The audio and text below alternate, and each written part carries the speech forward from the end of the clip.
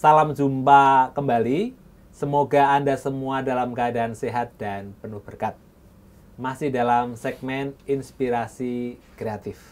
Masa Prapaskah adalah suatu periode waktu sebelum umat Katolik merayakan Paskah. Sering disebut sebagai masa pertobatan. Maksudnya bahwa dengan melaksanakan Prapaskah, umat juga dihimbau untuk mempersiapkan diri melalui laku tobat, sehingga pada masa ketika mereka merayakan Paskah, mereka dapat merayakan dengan lebih pantas. Untuk merayakan Paskah itu, umat Katolik diajak untuk menghayati apa yang disebut dengan aksi puasa pembangunan. Aksi puasa pembangunan adalah cara untuk mewujudkan pertobatan.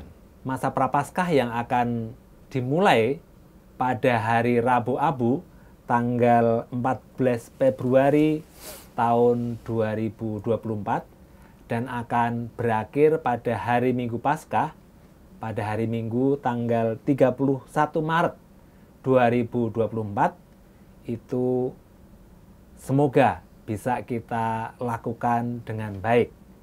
Dan untuk memperdalam aksi puasa pembangunan, apa temanya, bagaimana tema itu dipersiapkan, kemudian apa saja bahan-bahan yang bisa digunakan oleh umat untuk memperdalam tema itu, kemudian program-program aksi nyata Prapaskah yang dianjurkan oleh keuskupan supaya dilakukan oleh umat untuk lebih memaknai pertobatan mereka.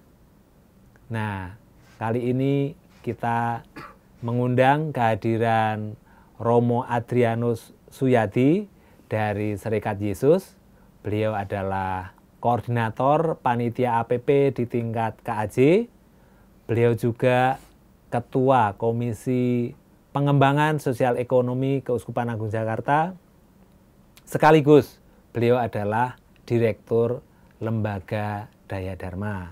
Romo, selamat datang Romo. Terima kasih Mas Bamo. Nah, kita akan berbincang-bincang seputar aksi puasa pembangunan 2024 yang sebentar lagi akan kita lakukan, Romo.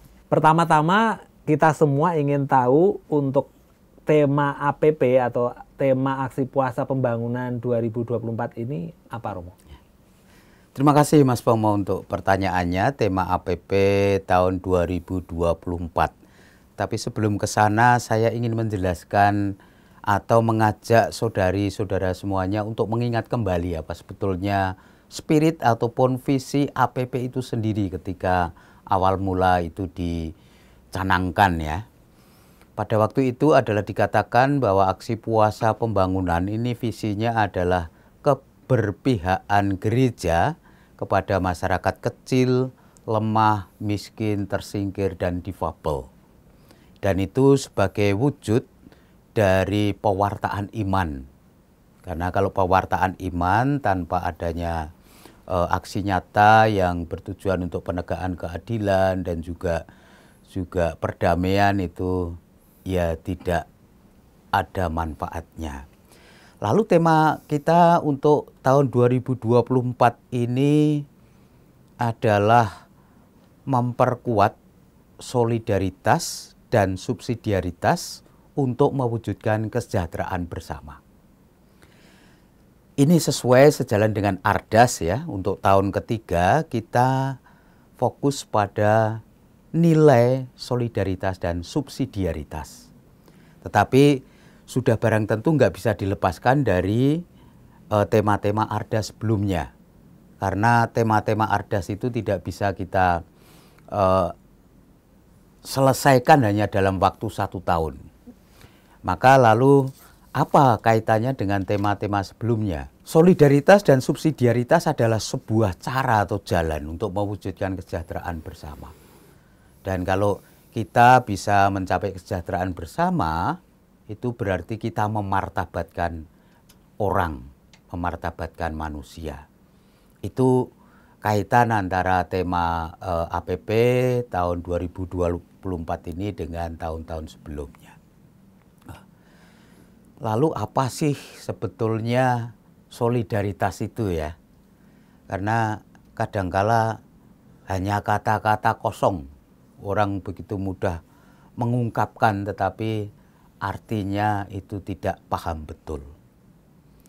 Ini memang istilah bukan dari istilah bahasa kita ya, istilah dari solidarity, istilah bahasa Inggris atau bahasa Barat lah.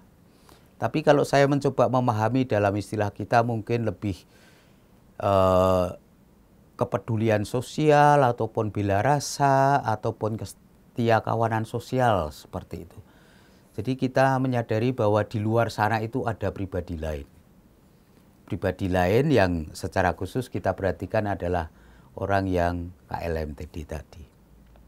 Nah, subsidiaritas lebih susah lagi bagaimana mau kita terjemahkan. Tapi begini, subsidiaritas itu kan subsidium ya, pengganti, artinya kita menghormati bahwa setiap orang itu mempunyai potensi, kapasitas, tetapi kadangkala orang tidak bisa mengembangkan itu secara maksimal karena faktor-faktor yang menghambat.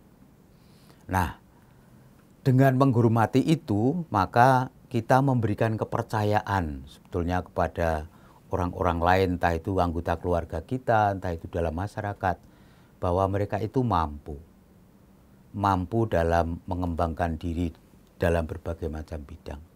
Tetapi kalau mereka kemampuannya untuk mengembangkan diri itu terganggu karena ada tantangan, entah itu soal kemiskinan, entah itu soal keterbatasan fisik dan sebagainya, maka pihak yang lebih tinggi, dalam arti lebih tinggi itu ya lebih bisa secara struktural maupun secara kemampuan itu membantu.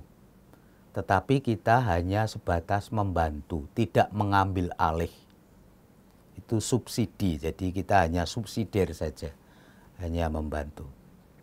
Itu sedikit tentang tema APP tahun 2024 ini ya. Jadi ini adalah penerjemahan dari Ardas Keuskupan Agung Jakarta. Begitu Mas Pomo yang bisa saya sampaikan. Terima kasih. Jadi ada dua kata penting di dalam tema itu, betul, yaitu solidaritas dan subsidiaritas. Dan di tahun ini ingin lebih diperkuat lagi, tujuannya adalah untuk kesejahteraan bersama ya Romo. Ya, betul. Baik. Apa yang menjadi latar belakang kenapa tema ini yang dipilih, Romo? Tema ini pertama latar belakangnya adalah kita percaya bahwa sebetulnya kita itu sudah punya semangat solidaritas dan subsidiaritas itu sudah hidup, baik itu di kalangan umat maupun masyarakat. Hanya perlu kita perkuat lagi. Sehingga kesejahteraan bersama itu kan sebuah tujuan yang jangka panjang ya. Tidak mungkin akan selesai 1-2 tahun untuk menciptakan kesejahteraan bersama. Maka spiritnya ini harus dikuat. Nilai solidaritas dan subsidiaritas harus diperkuat supaya bisa mencapai itu. Nah, dalam berbagai macam survei, terutama yang survei Kompas itu ya, terutama pada waktu pandemi, itu ternyata kita itu, warga negara Indonesia itu mempunyai semangat kesetiakawanan yang tinggi dan juga toleransi yang tinggi. Artinya ada potensi ini yang perlu diperkuat untuk kalau kita punya nilai itu kan sejalan dengan solidaritas itu ya, orang peduli pada yang lain. Dan pengalaman pandemi saya kira kita sudah nggak bisa meragukan lagi bahwa kepedulian itu ada. Lalu yang kedua, kita juga bangsa kita itu terkenal generous ya, murah hati. Itu bangsa paling murah hati sedunia. Dan Bapak Kardinal itu sering menyebut itu. Itu sebagai juga potensi bahwa kita bisa memaksimalkan solidaritas itu. Lalu yang kedua, situasi masyarakat. Kita memang ada kemajuan di berbagai macam bidang, harus kita akui. Ekonomi di tengah-tengah krisis ekonomi global, pandemi juga kita masih bertumbuh secara positif. walaupun ada sedikit penurunan. Namun demikian ternyata itu belum dibagikan secara adil itu ya. Masih ada ketimpangan di sana. Jadi kalau di Indonesia itu angka ketimpangan 5 tahun terakhir itu tahun 2023 itu tertinggi. Jadi 0,388 dari skala 0 sampai dengan 1. Jadi 0 itu kalau tidak ada ketimpangan itu 0. Kalau ketimpangan total atau ada ketidakadilan total itu 1. Dan kita berada di sekitar hampir 4. Dan ini angka tertinggi 5 tahun terakhir. Nah, datanya adalah 40% warga atau masyarakat Indonesia lapisan bawah yang terbawah itu hanya bisa kebagian kue ekonomi itu 18%. Sementara yang 20% bagian atas, lapisan atas itu menguasai sekitar 60% dari kemajuan tadi, kemajuan ekonomi tadi. Itu ada ketimpangan. Lalu yang lain juga kita melihat konteksnya ada korupsi ya. Dan data dari yang saya baca itu tidak semakin baik kondisinya. Jadi semakin kesini itu kasusnya itu dari 4-5 tahun terakhir itu 2,5 kali lipat lebih jumlahnya. Orang yang kena kasus dan yang dicurigai punya kasus korupsi. Itu kan memprihatinkan. Jadi di satu pihak ada kemajuan ekonomi, tapi di lain pihak ada ketidakadilan dan juga ada praktek korupsi. Maka saya kira nilai solidaritas, peduli pada yang lain, peduli pada yang lemah itu menjadi sangat relevan. Itu perlu perkuat. Subsidiaritas ya kita perlu juga memberdayakan ya. Kita ibaratnya kalau mau membantu orang itu bantulah dengan pancing atau dengan kail untuk bisa mendapatkan ikan. Tidak hanya setiap hari kita memberi ikan saja, lalu yang kita beri tidak tahu bagaimana untuk mendapatkan ikan itu. Itu kurang lebih untuk gambaran yang agak sederhana tentang solidaritas dan subsidiaritas ya. Nah, setelah menemukan konteks yang bisa menjadi latar belakang tema APP, kemudian bagaimana panitia di tingkat KAJ ini berproses untuk menentukan temanya, Romo? Ya, kami ini kerjasama tim APP Keuskupan Agung Jakarta ya, ada 5 komisi. Komisi PSC, Komisi Kitab Suci, Komisi Kateketik, Komisi Liturgi, dan Komsos. Jadi kita pertama internal PSC mencoba melihat kira-kira nanti kita mau mengambil subtema apa dari Ardas. Lalu kita bertemu dengan komisi-komisi lain untuk mengembangkan bahan-bahan yang perlu kita kembangkan. Kemudian kita mengundang sebelumnya itu, sebelum kita ketemu dengan komisi-komisi, kita mengundang narasumber dari luar untuk mendapatkan insight ya. Kira-kira untuk konteks sekarang kita mau membawa tema solidaritas dan subsidiaritas itu situasinya seperti apa. Itu antara lain yang tadi saya ungkapkan itu adalah juga berasal dari narasumber yang kita undang. Jadi memberikan masukan karena kita juga ada keterbatasan untuk itu ya. Jadi kita terbuka untuk masukan-masukan itu, barulah kita kemas. Setelah itu kita bagi-bagi tugas. Nah, ini kan gerakan dari spirit menjadi aksi itu ya. Dari gerakan sabda menjadi daging. Maka peran Komisi Kerasulan Kitab Suci adalah menimba inspirasi dari Kitab Suci dan dokumen-dokumen ajaran gereja tentang 2 tema ini. Kemudian komisi-komisi katekete, komisi liturgi mengembangkan panduan-panduan yang dipakai untuk ibadat. Kemudian Komisi PSC memikirkan soal kira-kira nanti aksi nyata yang bisa kita lakukan apa. Tentu saja Komsos selalu mewartakan itu semua. Jadi ini memang gerakan pertobatan ya. Pertobatan harus selalu mulai dari dalam. Kita refleksikan dulu dari perspektif kitab suci dan iman. Dan itulah yang menggerakkan dan akhirnya nanti diharapkan menumbuhkan aksi. Jadi dari sabda menjadi manusia itu. Kurang lebih prosesnya seperti itu, Mas. Terima kasih, Romo.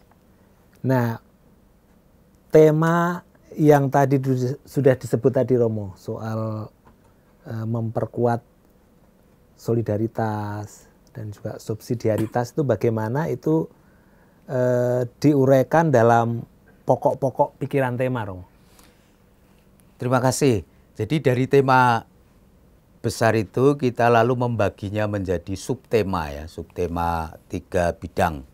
Pertama, memperkuat solidaritas dan subsidiaritas di sekitar lingkungan hidup kita, sekitar wilayah hidup kita, termasuk lingkungan gereja ini, tetapi juga wilayah kemasyarakatan.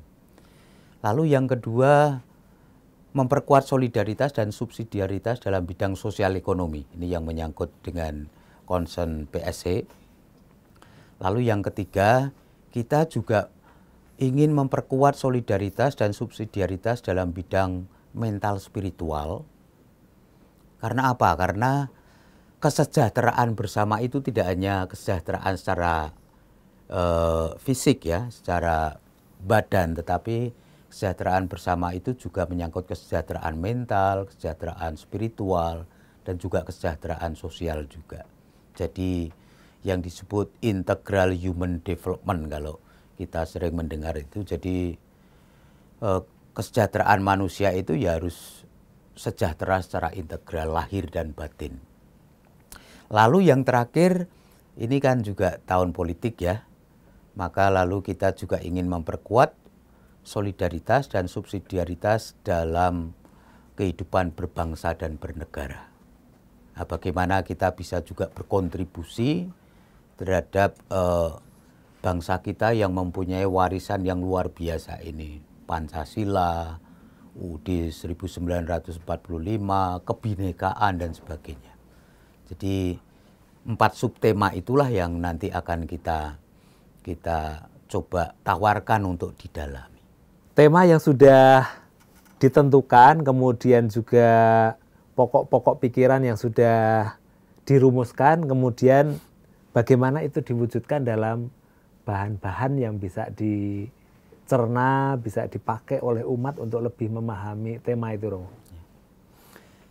Saya kira bahan pertama yang perlu kita nanti gunakan adalah surat gembala dari Bapak Uskup ya, karena itu yang memberikan inspirasi bagi kita semua, semacam rohnya.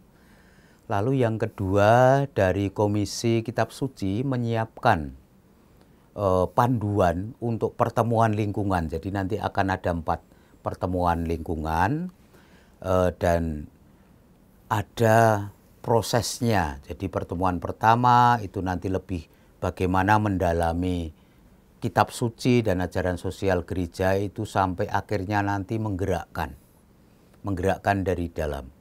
Lalu pertemuan kedua nanti sudah mulai memikirkan nanti kira-kira apa ya setelah digerakkan, lalu aksinya apa ya. Lalu pertemuan ketiga tinggal nanti merencanakan dan begitu seterusnya pertemuan keempat. Itu yang pertemuan panduan untuk pertemuan lingkungan. Jadi diharapkan nanti semakin mengerucut dari penggalian dasar iman sampai implementasi aksi nyata dari apa yang menggerakkan dalam pertemuan-pertemuan APP. Lalu nanti juga akan ada panduan-panduan untuk ibadat ya, seperti ibadat tobat, ibadat jalan salib, yang disiapkan oleh masing-masing komisi ya. Ada juga tuguran, itu yang nanti juga menimba inspirasi dari tema ini. Dan dengan demikian nanti ada aspek dari dalam pendalaman iman lewat ibadat, dan nanti PSC akan mengarahkan untuk tidak cukup hanya ibadat dan merasa tergerak hatinya, tapi harus ada aksi yang nyata yang bisa mencerminkan tadi solidaritas dan subsidiaritas sampai bisa menciptakan atau kontribusi menciptakan kesejahteraan bersama. Itu kurang lebih bahan-bahan yang bisa kita pakai. Tadi Romo sudah menyinggung soal kegiatan-kegiatan konkret untuk memaknai pertobatan itu yang seringkali kita sebut sebagai aksi nyata Prapaskah. Nah, untuk tahun 2024 ini APP kita kegiatan-kegiatannya apa itu Romo untuk aksi nyata Prapaskahnya? Yang pertama bisa juga untuk memperkuat lagi gerakan-gerakan yang sudah ada. Artinya misalnya yang terkait dengan solidaritas dan subsidiaritas, bagaimana kita bisa misalnya mengembangkan warga miskin untuk pemberdayaan ekonomi katakanlah. Terima kasih di paroki-paroki sekarang banyak UMKM yang dibina, paroki-paroki juga memfasilitasi basar dan sebagainya. Bisa berangkat dari sana lalu ditingkatkan lagi. Sekarang Keuskupan juga sudah akan mengembangkan aplikasi sabuk yang nanti bisa untuk marketplace dan sebagainya itu. Lalu bisa juga nanti mengerucut pada 1-2 hal aksi yang sifatnya itu lebih berdaya tahan lama dan mempunyai dampak ya. Contohnya misalnya, ya siapa tahu nanti di tingkat RW, RT, orang-orang Katolik bisa menjadi animator atau motivator untuk pengelolaan sampah. Sekarang kan sebetulnya sudah banyak sekali saya dengar orang-orang Katolik mengorganisir itu di tingkat RT, RW. Dengan semboyan misalnya jangan sampai sampah organik keluar dari pagar setiap rumah misalnya. Itu lalu mau diapakan? Sekarang banyak alternatif misalnya dibuat maggot per rumah tangga. Itu bisa. Dan maggot itu harganya mahal. Apalagi nanti kalau sudah mempunyai kemampuan produksi banyak dan bisa dijual atau diekspor. Tetapi yang paling mudah kan bisa untuk ternak ikan, bisa untuk ternak ayam, yang kalau itu memungkinkan. Jadi ada aspek ekonomi, warga juga bebas dari bau busuknya sampah ya. Dan lingkungan juga menjadi lebih baik tentu saja. Itu contoh misalnya. Bisa juga contoh lain yang sifatnya itu tadi memberi kail, bukan sekedar memberi ikan. Kalau karitatif, bagi-bagi sembako dan sebagainya itu saya kira pekerjaan rutin ya. Kalau bisa membuat sesuatu yang itu mungkin akan lebih besar dampaknya ya. Kita sebetulnya sudah banyak sekali inisiatif itu. Hanya mungkin masih sporadis ya. Kalau itu bisa menjadi gerakan bersama, bagus. Saya pernah mengunjungi tempatnya Pak Tarno itu ya, yang di Sunter ya, itu kan mengembangkan tanaman pangan di atas genting dan obat-obatan, dan itu ternyata bisa mendatangkan uang juga. Lalu suasana sekitar juga enak karena bersih sampah dan sebagainya. Semua sampah dipakai untuk pupuk macam itu. Jadi itu hanya contoh saja, tetapi juga kesejahteraan menyangkut masa depan anak. Misalnya kan kita ada program masak itu, ayo sekolah, ayo kuliah. Itu kan selalu itu membutuhkan dukungan dari banyak pihak. Dan itu kita mempersiapkan masa depan generasi muda ya, untuk bisa menikmati hak atas pendidikan. Itu sebagai wujud juga kesejahteraan bersama.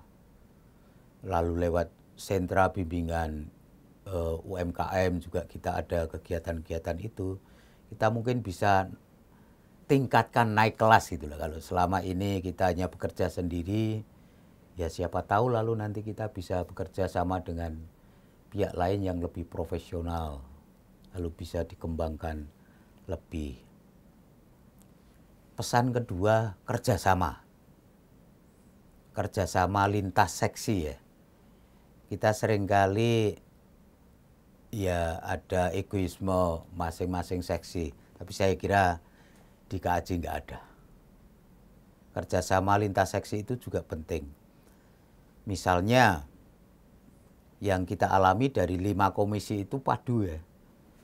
Kita mendapatkan inspirasi, pendasaran rohani, kita bisa mendapatkan juga bagaimana cara mengekspresikan dalam bentuk ibadat APP ini, tapi kita juga bisa mengekspresikan dalam bentuk aksi nyata itu sendiri. Tentu ini hanya contoh, nanti bisa dikembangkan sendiri sesuai dengan konteks lingkungan masing-masing. Dan selama ini kami berterima kasih dari medsos, ada yang update tentang kegiatan-kegiatan yang ada di paroki, saya kira bagus. Kita lanjutkan dan kita naikkan kelasnya. Terkait dengan penggalangan dana. Nah, seringkali ada pertanyaan-pertanyaan dari umat, bagaimana penggalangan dana itu dilakukan. Lalu sebetulnya dana-dana itu untuk apa sih yang terkumpul itu? Kadang-kadang kan ada pertanyaan 1-2 seperti itu. Apakah Romo bisa menjelaskan, Romo? Baik Mas Pomo, untuk penggalangan dana kita kan ada kolektor ya, kolektor APP dan juga amplop ya biasanya, atau apa kalau di sini biasanya amplop, nanti paroki menyediakan sendiri-sendiri. Dan itu diatur oleh ekonom Keuskupan Agung Jakarta ya, termasuk alokasinya, alokasi ke paroki berapa, ke keuskupan berapa, dan itu juga kontribusi ke KWI. Jadi ini namanya dana solidaritas yang memang harus kita bagi-bagi ke banyak orang atau banyak pihak. Peran Komisi PSC adalah animasi, lebih menganimasi kegiatan-kegiatan dan program-program. Tentu saja kalau PSC membutuhkan dana, ya nanti tinggal meminta pada paroki, atau kalau paroki sudah nggak mampu ya lalu bisa ke keuskupan, ada mekanismenya sendiri. Dan saya merasakan uang-uang yang kita kumpulkan berkat puasa kita itu mempunyai dampak besar ya. Bukan hanya di keuskupan, di paroki, tetapi juga lintas keuskupan. Kita senang juga keuskupan-keuskupan lain berkat kontribusi kita di tingkat KWI, bisa ternak babi, bisa mengembangkan pertanian, yang nanti kita orang Jakarta itu kan konsumen ya. Kita makan dari apa yang mereka tanam gitu. Kebanyakan dari kita adalah tergantung pada para petani yang di luar Jakarta. Dan mereka mengembangkan itu dengan dana-dana APP seperti ini.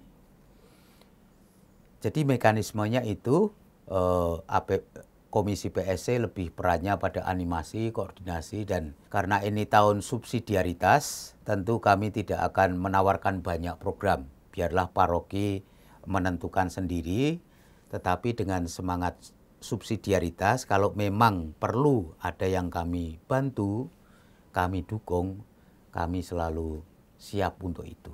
Tetapi kami sangat menghargai bahwa paroki mempunyai potensi, mempunyai kemampuan, tapi sejauh itu masih kurang dan perlu dukungan, Komisi PSC siap untuk mendukung itu. Sejauh kami juga mampu. Iya. Begitu Mas Pomo. Terima kasih Romo.